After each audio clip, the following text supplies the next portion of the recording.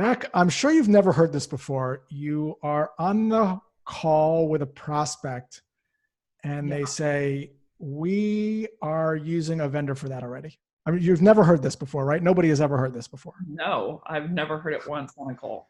So for the few people that have heard this before, what we'd like to do in this video is talk you through a little bit about why that's happening and what you can do when that situation comes up so that you're not frozen or feel off balance, so that you have some psychological background and structure in terms of philosophy and also some tactical words to say.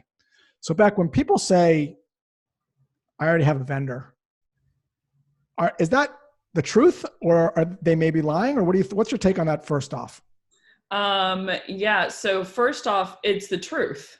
I would say in most case scenarios, that's one of the objections where they're giving you, reality that they are actually using some kind of other vendor. And to me, there's two case scenarios that come up on the phone. We can dive a little bit into, when they say they're using competitor, what can come up there a little bit later, but there's two case scenarios. Sometimes they'll mention someone that actually is your competitor.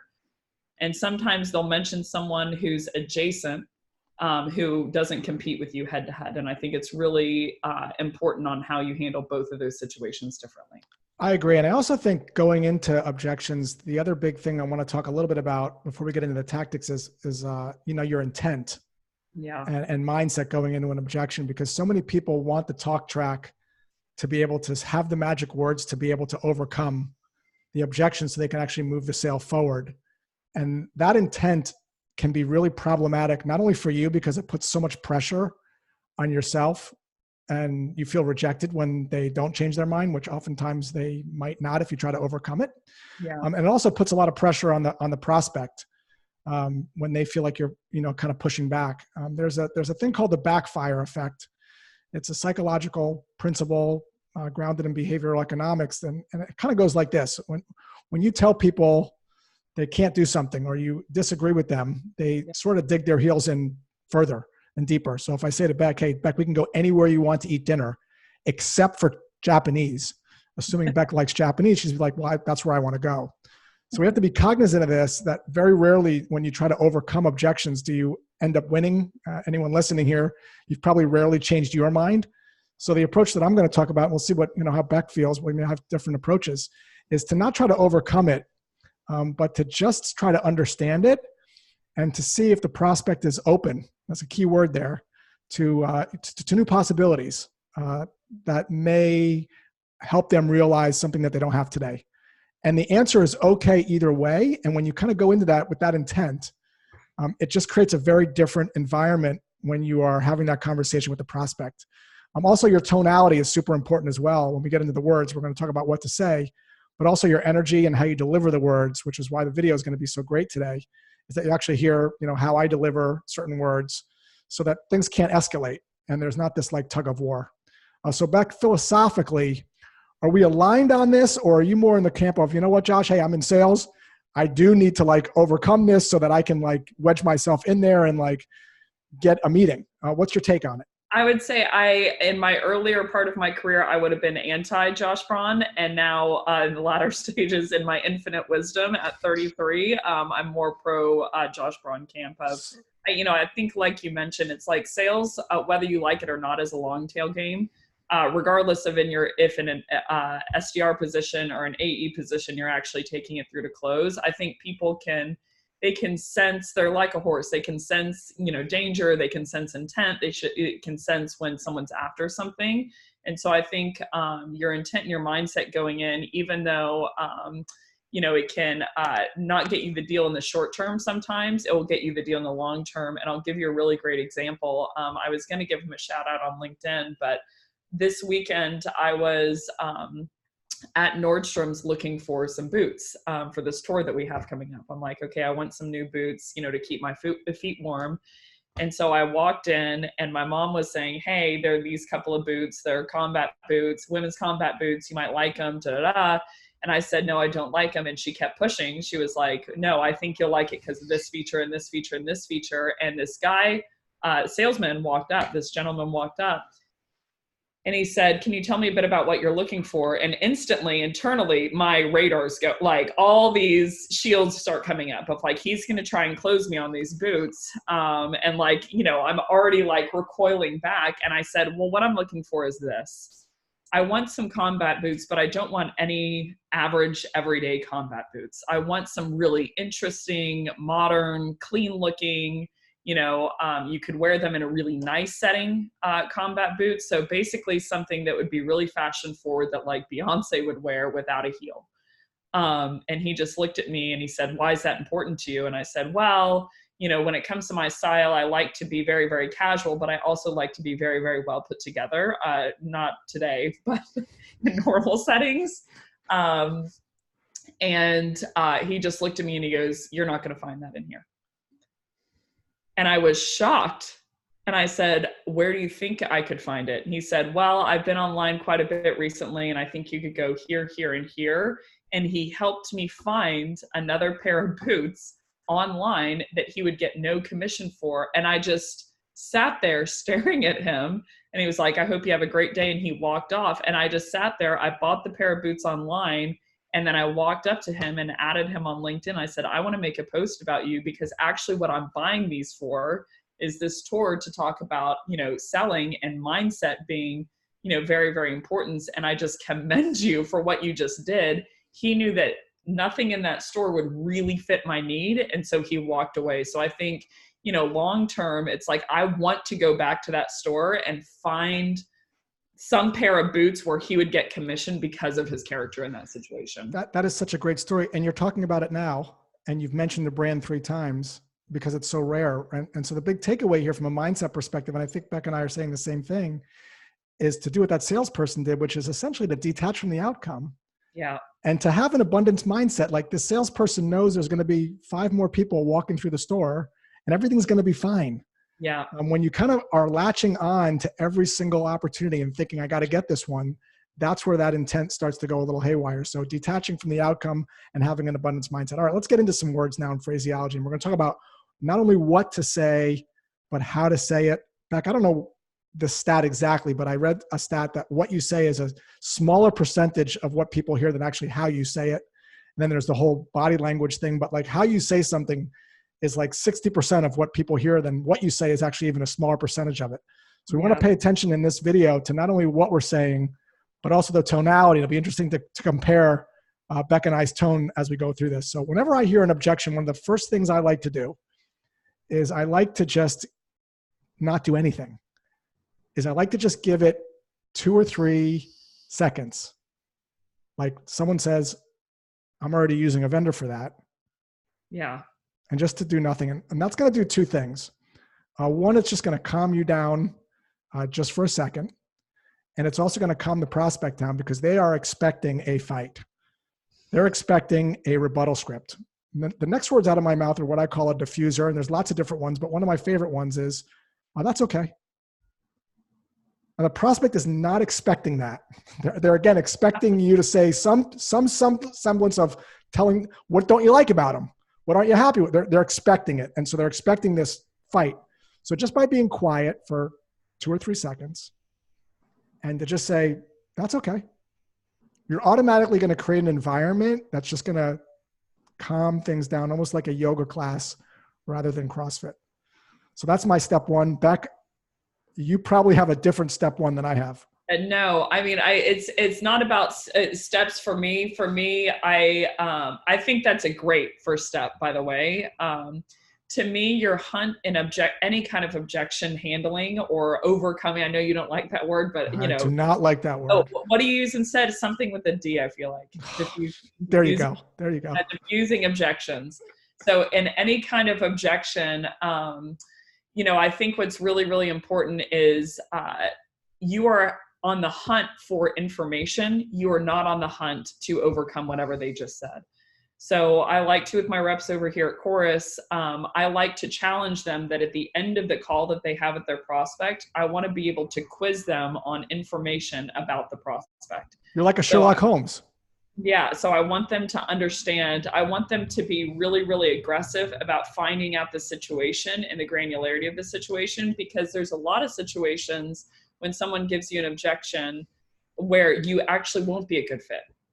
Yeah. Let's say, for instance, they just signed with this said competitor and you don't want to buy out a year-long contract and eat your lunch on that deal. Then it's like, okay, regardless of the decision, why they made the decision or who made the decision, this decision was just made. And so it's a low likelihood that I even want to come into the situation. I love that. And this gets back to our first point, which is why we keep talking about it, is to be indifferent to the outcome and not assuming that everybody wants what it is that you're selling. The other key piece here too is everybody that you call, no matter what you're selling, they're all getting the job done today the best way they know how. Yeah. But they might not know what's possible, and they might not know the dangers that could potentially be around the corner that you could help them avoid. Yeah. But in their mind, they are getting the job done. Now, here's the interesting thing psychologically. Most people are pre-wired to want to improve or increase or get better. It's why you're listening to this video. It's why we listen to podcasts. So in our phraseology, if we can accept that they're doing something and know that to be true, which most people are, and use phraseology to pique their curiosity about what might they not know about that can help them either avoid something they might not know about or realize an opportunity for increase, that might open them up a little bit, especially if you combine that with some language that says, I'm not here to have you switch now, which we're going to get into that, what that sounds like in a second. But this is just some ideas, detaching from the outcome and realizing that everybody you call is already using something. The best way they know how to get from point A to point B, but might not know a better way to get the job done. Like I just had awesome bike tires. They were fantastic. I didn't have a bike problem until my bike guy came over and said, hey, are you aware of these new tires? They're more puncture resistant. Yeah. I'm like, what are you talking about? He goes, well, that means that if you're riding, there's less chance that you're going to have to change a tire during the sun. And you want me to tell you about those and show you some information. And I bought them. I didn't have a problem, but your prospects are the same way. They're riding on their bike tires today. Yeah. The best they know how. So again, we're framing this up because the psychology is so important. The words you can make your own. We want you guys to get the underlying psychology as we start to delve into some phraseology. Yeah.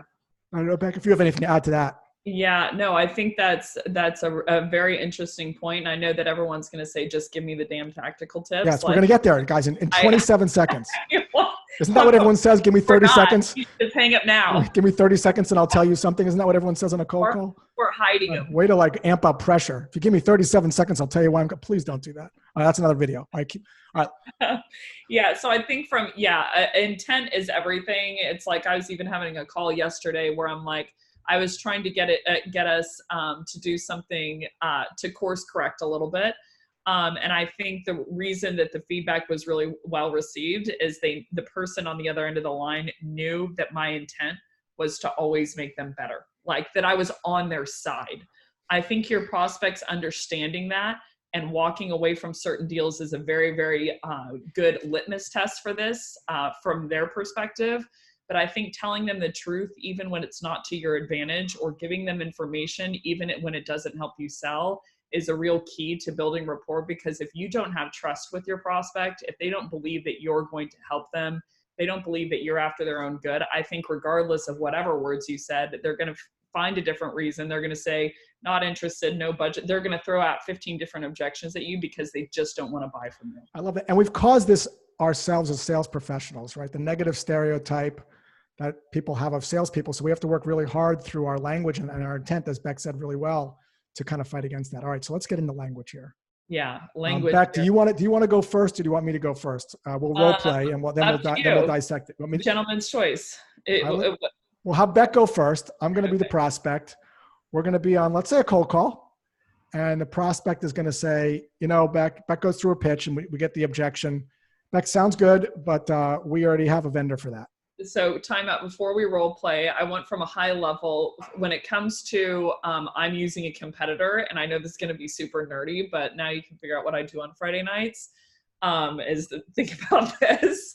When it comes to I'm using a competitor, there's 5 different options in my head. Of course there are. I thought there would be 9.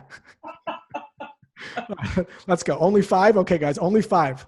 There are 5 different. You guys have to go to the bathroom. Go now because that will be done. And no, go ahead. I'm sorry. What are the 5?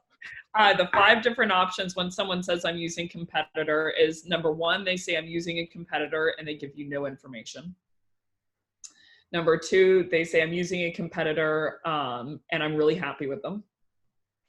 Number 3, and probably my personal favorite, they say, I'm using a competitor because I play golf with Dan and Dan's on the board over there. They mention political ties. They're like, oh, I have a good friend over there and blah, blah, blah. Or number 4, they say, number 4 is I'm using a competitor and they actually give you a pain point, which is the most rare case. Very, very rare that someone's going to say, I'm using this tool and I don't really like them, because they know that that's a yes trap, almost with Chris Voss of like, hey, I'm opening myself up to this person that I don't know yet on the line. If I say a pain point, then they're going to hold me to a call. So in rare cases, they'll say, I'm using a competitor, and they'll give you an actual pain point. Like I don't like their integrations. And then the 5th one is I'm using a competitor, and they mention a competitor that is not your competitor. So those are the 5 ones. So which one do you want to go down? Well, I'm just going to go role play. Then you'll have to figure out what bucket it goes in. Josh is like, lady, get a life. No. I think it's fine. I think it's fantastic. And maybe you have different talk tracks for each one, but I'm going to just role play it, and then you'll figure out what bucket I go in. Okay. And if you want to ask me follow-up questions, you can or whatever, but we'll just role play it. Okay. You would not say to a prospect, hey, before you respond to this, if you have this objection, there's 5 different, so we're just going to role play it. And then, but this is good for the audience to know how you think. Yeah. And so we're going to role play it. So Beck, sounds interesting, but we're actually using we have a vendor for that already. Oh, great. How's your experience been so far? It's been going well. We've been using them for about 6 months now. Okay. What do you like about them? Well, it seems like the adoption's been pretty high. We've got most of the reps using the tool. And the user interface has been pretty good. And the onboarding has been pretty quick as well. When new reps come in, they're able to, pick it up pretty quickly. So I'm curious, what was the outcome that you were looking to achieve in initially, buying a piece of software like this? So we purchased the software to be able to help our reps get better during initial discovery calls. As you guys know, you guys do the same thing. So we have coaching and helping our closers get better, and also bring up our middle salespeople to help them close at a higher rate as well. Is there anything in the calls that stood out to you that you're specifically looking to improve right off the bat? It seems like we can get better toward the end of the calls at like scheduling like next steps. That seemed to be one of the themes that we saw, but we're super happy with the software. Okay. So you mentioned that a lot of your reps were using the software, but I want to zero in for a minute. Why aren't, for the reps that aren't using the software, why do you think they're not using it? You know what? I don't know. I think maybe it's just a normal thing that people just do with software. I don't know. Yeah. I'm not sure. Yeah. Are those typically your top performers that aren't using it, or is it your middle of the pack? Or I'm not exactly sure who specifically, but I know that adoption's around 80% or so. Yeah. So I can tell you just kind of at a high level, I mean, everyone's, a lot of people who are using the software, it's a good tool no matter what vendor you're using, right? So I'm really, I'm happy that you've actually onboarded a solution like this, because I think it's, super on the forefront. Looks like you're trying to achieve some goals with your team. If you don't mind, could I put a couple of ideas on your radar of why I think reps might not be using the software that you're currently using, and how I could help you understand how they could drive better next steps using a software like us? Sure. Okay, so end of role play. All right, so Beck, walk us through what you were doing. It seemed like there was 2 parts to that technique. One was you were asking some questions to understand, and then 2 was the recommendation. Yeah, so I am typically, when I'm quote unquote, overcoming an objection, I'm looking for them to use any kind of language that they, where they mention that they are not so happy with the competitor. So you had mentioned on the call, hey, I'm pretty happy with the competitor, but I'm like, what do you mean by pretty happy? Or it's another question I could have asked. What do you mean by pretty happy? What do you mean by most reps? What do you mean by, some of the reps are using the software? What do you mean by, the outcome is next steps? Has that been achieved so far with the software? Can you walk me through that? So I'm always very, very interested from my perspective. People don't buy software just to buy a software. No one wants to go through the pain of that. They buy software for an outcome. And I think in SaaS, we are particularly bad at delivering outcomes and impact sales to people. So what I mean by that is, people are buying a tool like Chorus because, no surprise, they want to drive more quota attainment. So if they aren't driving more quota attainment with a tool like Chorus or their competitors, then there's no mistaking that they're probably not going to renew. They're going to be at high risk for renewal when the contract comes up. So when it comes to someone who's using a software that's different than ours, most likely case scenario, they aren't actually seeing an impact or an outcome from that software. And so I try to get the prospect to dig in a little bit more to that. Have they achieved the outcomes at the onset they were looking to achieve? Are the reps, is there full adoption? If there's not full adoption, why? So it kind of puts some of the doubt in their head of whether they're actually fully using the software and then why they're not. Okay. I like it. I think you're going to hear very similar approaches as we flip this around a little bit. You're going to definitely hear the first part very similar with regards to asking some questions. Yeah. And the reason asking questions is important, and not just any questions, these particular types of questions, is because when you jump and start to make the recommendation too quick, you're going to get that recoil effect because people need to feel understood first. Yeah. And you'll hear, Howard Stern do this really well. I've talked about him a lot of times. People don't open up in those interviews until the third hour. Yeah. Because they just get comfortable. It's the same thing on a compressed with this objections stuff, is that you kind of got to let people feel heard a little bit before you actually then start to respond. Yeah. Not overcome, but before you actually respond. So you'll hear a similar approach, similar kind of questions from me. But then the end, we're a smidge different, but it's the same idea. We use a little bit of different language. So you'll hear the subtleties. So we're going to flip it around a little bit, and Beck's going to push back with we're using a vendor. Okay, cool. Hey, Josh, this all sounds great, but we're actually already using a consultant to drive more sales. A consultant? Yeah, we're using some kind of sales methodology, kind of the stuff that you do. Okay, out of role play for a second. I want you guys to just pay attention to what I just did there. That's a technique that Chris Voss teaches.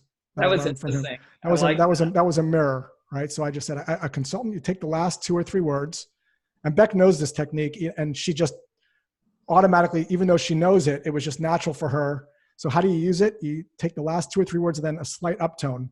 I'm sorry, a consultant, and then usually you'll get some more information. To Beck's point, the idea here is to get some more information to see, again, if the prospect might be open to something that they might not know about. So we're asking some questions. Go back into role play. How's it been going with them so far? We're pretty happy. They had some interesting things to say. We did a whole kickoff session where they came in and they basically trained my reps on, how to handle different objections, how to, drive better conversations. And so, people really seem to like them, really seem to like what they do and find some value in it. I hope this doesn't come across as prying too much, but you said you're pretty happy. Can you elaborate a little bit on that? Because why aren't you over the moon? I wonder how much they're adopting it. How much they're adopting it? Yeah, how much they are actually, maybe it's they don't believe in it, maybe it's they don't deploy, but that's how account executives are, right? They don't, buy in fully. They're ego performers. They go do their own thing. And so I wonder if they're actually doing, the techniques that were taught to them. So it sounds like you really value implementation, that people are actually taking the techniques and implementing them. And there's some people that are not using it, or you don't have visibility into it. I don't have 100% visibility into it, but it's not that I necessarily value implementation. It's that I value execution. I'm results driven, I'm impact driven. No surprise there. I'm a sales leader. So, if it doesn't make my numbers curve up by the delta of what I paid for the trainer, then I'm curious as to why I hired the trainer. Okay, so out of role play for a second. So again, Becc and I, same thing. We're getting information. She's using some questioning techniques. I'm using mirroring. Yeah. And I'm using something called a calibrated question. I'm saying, it sounds like, it feels like. That's called a tactical empathy. And the response that I'm looking for, I didn't get on this one because I missed the mark with the implementation, is, that's right. That's exactly how I feel. But we're getting the same thing. We're making people feel understood in a relaxed kind of way. Now, we don't want to go on too long with that, especially on a cold call. So at this point, I'm going to go into the response as Becc did. We kind of have the same exact cadence of questions, but it's kind of a gut feel because we've been doing this for a while. You can tell in the energy, the responses, when it's time to like not ask any more questions, because it can feel like a little bit of an interrogation. It's like when you're having a conversation with someone at a dinner party, you want to kind of leave when they're laughing. You don't want to overstay your welcome. So there's like a little bit of a wave there. So you want to leave like right here is where you want to get to the response. And this is how my response would sound. It would sound something like this.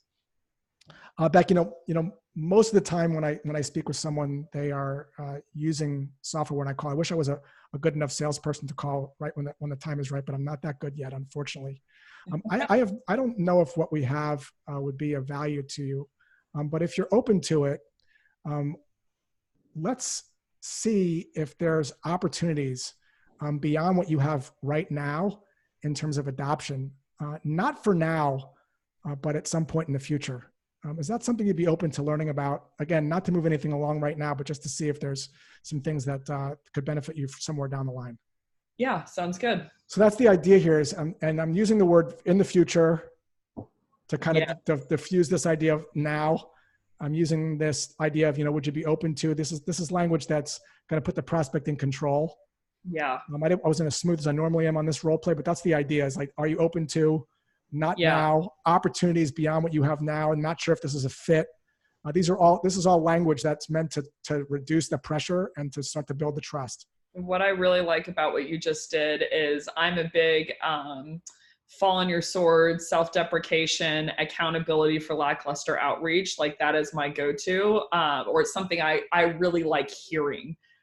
So whenever you said like, hey, I wish I could have been the sales rep that called at the right time, but unfortunately I'm not that good yet. And like, it kind of in my mind broke up the conversation to like, oh, this poor guy, like it made me a little bit, more open to you. But I think something that's important for anyone who's listening to this, like Josh mentioned, like, there's a certain ebb and flow to a conversation, and there's just not a script that we can help you with and give you this one plug and play. Then people start thinking you're a robot, and they're like, okay, this person isn't actually listening. And I know that can kind of feel a little free form. So something that I talk to the reps about here, because I think it's important what you mentioned about you can't just let the questions go on and on and on and on forever, because then you become someone's therapist, which is great, but they don't actually buy. So the actual point in the conversation that I have my reps look for is what I call the breath point. When you're typically eating a meal, or I'll ask you this, Josh, have you ever been eating a meal and you hit a certain point where you're pretty full and you kind of just take this breath and you do one of two things? What are the two things you do in the meal? Stop or go. Yep. You either stop eating or you keep going. And this was unprompted, everyone, by the way. I didn't have to tell him about that. Like, we all have that point in meals where we debate on whether we're going to keep eating or whether we're going to stop just there. So I tell them to look for the breath point in the conversation where the person is just opened up. You built a little rapport. You shattered through the buyer-seller dance. They see you as a person, but they're not going to sit on the phone with you forever. So at that point is when you start going down the route that you just did of like, hey, it's in the future, futuristic language of like people are, more apt to put some time on the calendar in February than they are in January, because January is right now. But I really liked that piece. And then also I really liked the piece where you said to add on to what you currently have. Yes. You weren't pushing for a rip and replace of okay, don't use them, they're the bad guy, I'm the good guy. But you're going more into like, okay, what if you could have some additional ideas here that can make what you're doing even better? That's exactly right. And that kind of gets back to the beginning of the call, which is people are usually open to self-betterment. Yeah. All right, guys, hopefully this was helpful. In the links below, if you want more of this, you're going to see links to Flip the Script, which is Becc, Braun, and this guy named Scott talking about how to fill the top of your funnel with lots of meetings on demand, how to just be a better prospector and an all-around salesperson that's more comfortable, not thrown off balance, and someone that can sell with integrity. Check out the links below. Coming to a city near you. There's 9 cities. Come join, right, Becc? Yes. Join. Boston, New York, Chicago, Atlanta, Austin, Denver, Salt Lake, Seattle, and San Francisco. They're going to be free dinner takeaways where we're just going to, hopefully help enable people to have more compelling conversations and get some enablement. So I'm really excited about the tour. But I think that people will get a lot out of it. There's two things that are different about it that I want to touch on. There's lots of things, but I want to just talk about two at the end of this video. Thing number one is this is not just a lecture. There's going to be a workshop component to this series. What does that mean for you particularly? Like you'll bring your email. We're going to have you write and we're going to critique it, like for your prospects that you could actually send. Heck, if you want, you could actually make a cold call in this session using what you learned, and you may even book a meeting right there on the spot, and we'll be workshopping it with you. The second thing that's different that I think is super interesting is what, Beck? There's so many, but you want to talk about the second thing that I like, but maybe you'll pick a different one. Yeah, the second thing that I like about it is I would say it's the first session where we're not going to give you generic advice that's often like theory in a castle. We're not going to talk to you just about mindset and doing more push-ups and drinking more raw eggs before you show up. This is not a rah session of like, let's go crush cold calls. This is how do we make cold calls better? And so what I really, I mean, this sounds so narcissistic, but I really like about it, or like about the format, is number one, it's not just me, spouting off at a whole bunch of people about things to do. It's a bunch of us. But number two is we're talking about techniques that have worked in the day-to-day for us and that are still working in the day-to-day for us. So it's going to be very execution heavy. We're going to give lots of tips of exact things that you can say, and ways to structure an email. So it's kind of like Bob Ross. I know that you're a fan of him, of instead of just telling you like, you should paint a house by drawing 4 sides and then a roof and then a door. He shows you exactly how to paint, of like, here's me painting bushes, so that the person, watching, they're more apt to be able to execute whatever you just said.